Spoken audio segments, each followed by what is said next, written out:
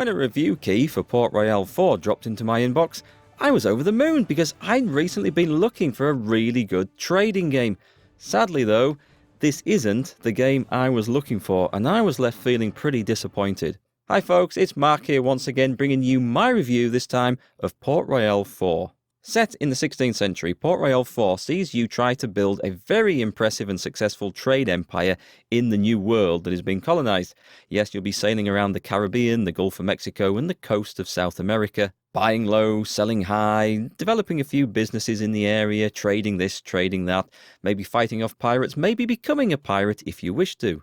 All the time trying to build up your fame, maybe do a few missions for the local viceroy and governor, get involved in a bit of town development as well, and of course engage in naval combat when the time comes. It's very much a game of business management. You set things up and you sit back and watch whilst they play out, and you can get directly involved as well, or you can just automate as much as you want and sit back and let those profits flow in. At least that's the idea.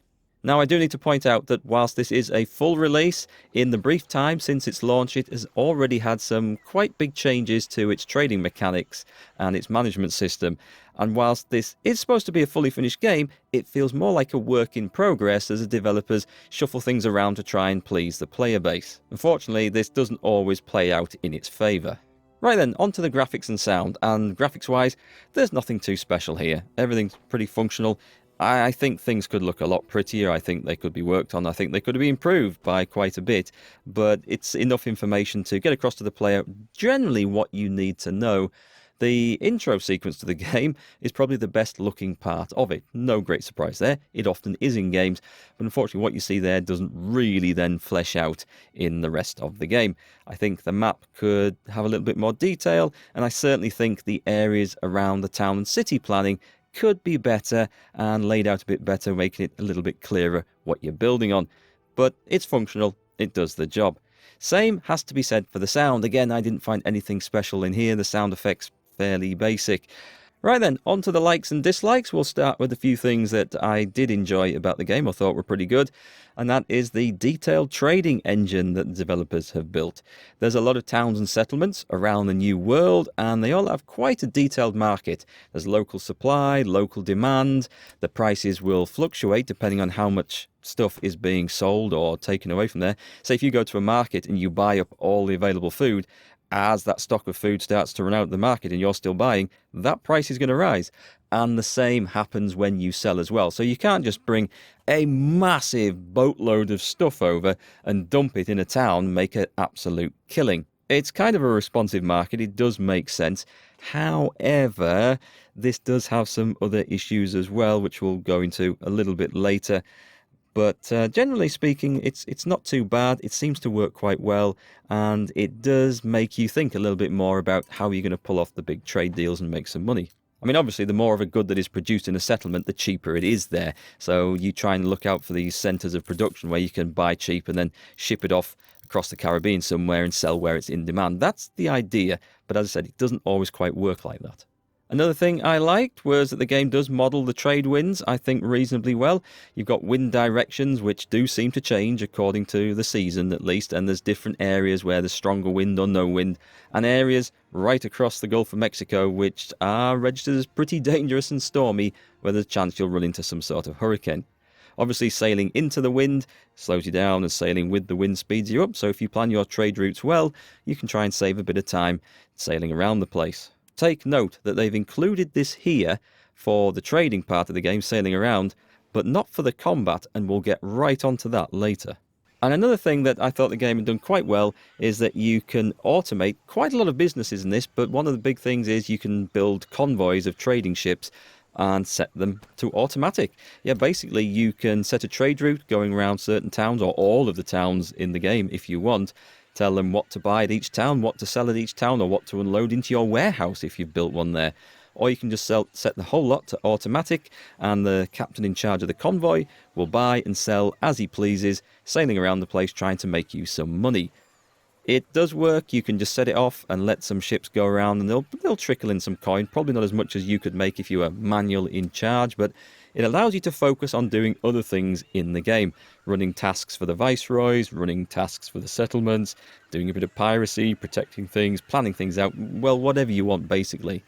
There's a downside to the automatic convoy thing in that maybe it makes it too easy to make money and you never really get that big thrill of the sale anymore where you sail off and buy like a massive cargo of cotton and then come and dump it somewhere where there's a weaver that really demands it and you make an absolute killing on the stuff.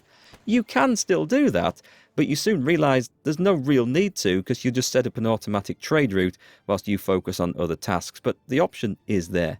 Also, one other thing in the game's favour, which I will mention, there's different game modes to this. There's the campaign for the 4 major powers that are featured in the game, the Spanish, Dutch, English and French.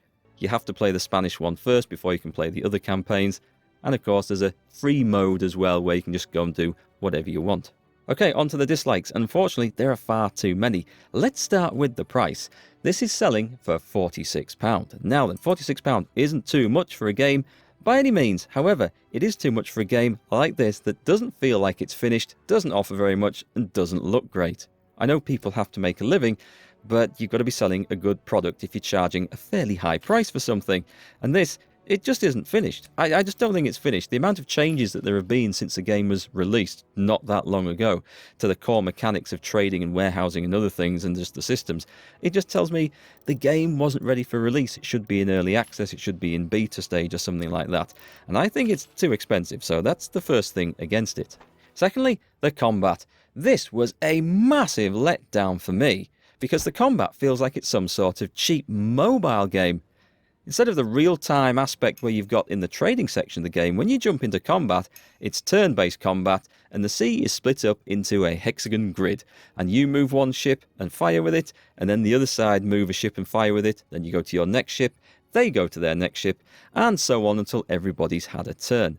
It doesn't take into account the wind direction at all, which is there in the trading section of the game. Why not in the combat? Because as anyone who's studied naval history will know, in the age of sail, the captain who can best master the wind and position his fleet has the biggest advantage in combat, even against a bigger, better armed fleet. It was mastery of the wind that made such a huge difference. And in here, it counts for nothing.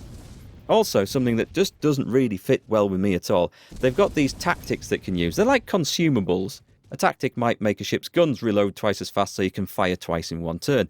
It might give you extra movement points, and you burn one of these to apply an immediate benefit to a ship. All well and good there, but how do you think you earn these tactics? Go on, have a guess. Do you think you might earn them for winning battles and be awarded with some random ones maybe?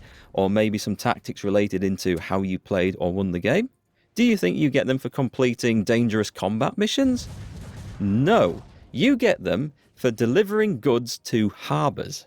Yes, that's right folks, your captain can learn to fire his cannons twice as fast once by selling 30 tons of vegetables to Tortuga. I don't make this up.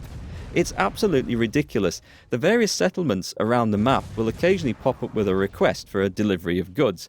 It might be vegetables, it might be cotton, it could be bricks, it could be anything. You've got a limited amount of time to go and buy some and deliver them there if you decide to accept that task. And your reward is a combat tactic. So you tell me how delivering 30 tons of carrots to Port Royale suddenly makes the guy unloading bags of vegetables at the dock think, you know what lads, I've just realised as we throw this bag of carrots down there to that fella in the docks, if we reloaded the cannons twice as fast we could do more damage. Yeah Dave, yeah you're right, why didn't we think of that before? Pass us that bucket of bricks. It's absolutely ridiculous and I don't see why that system has been in place at all. It just doesn't make any sense to me. Also other silly quests as well. There are bits of treasure maps to pick up, and if you get all the pieces you can maybe try and find the bit on your map and go and find it. That's not too bad. But I found a castaway, and I found this a couple of times. Some guy just randomly floating on a raft in the middle of the sea and you rescue them. Great, they should be really grateful. Maybe some reward, maybe give you a piece of the treasure map. No, Castaway gives you a mission and demands you take them to a particular settlement. And that settlement could be across the other side of the map, and it's time limited. That is just absolutely crazy. Why would you go out of your way to deliver a bloody vagabond who should be grateful for his rescue across the other side of the world, and if you don't get there in time, you get nothing? So, no, that didn't really sit well with me either. Overall, the game feels like it's a mobile game, especially the combat, which was really disappointing. And apparently, even the previous players of the Port Royale series, the fans, don't rate this game. Now, I didn't play the previous series, so I can't comment on that, but I certainly don't rate this game very highly. There are too many things about it which were either boring, unnecessary, too complicated, or have been changed so many times since its release that the developers give you the feeling that they don't really know where they're going with this and what they want from it. So overall, my personal opinion, for me, I would rate it a 5 out of 10, but it is going to appeal more to someone who really likes these trading and business management games. You can do more with the city building where you can develop local businesses, but I didn't find that particularly fun or entertaining, and again, it seemed quite restrictive as well. Also, the mechanics of that have changed several times with how your goods are stored or sold locally, so you never really know where you're going, or what's going on with the developers' minds either. So overall, a very disappointing game, and not one that I would recommend. But if you've played the previous games, they might be better, so let me know down in the comments what you think of those.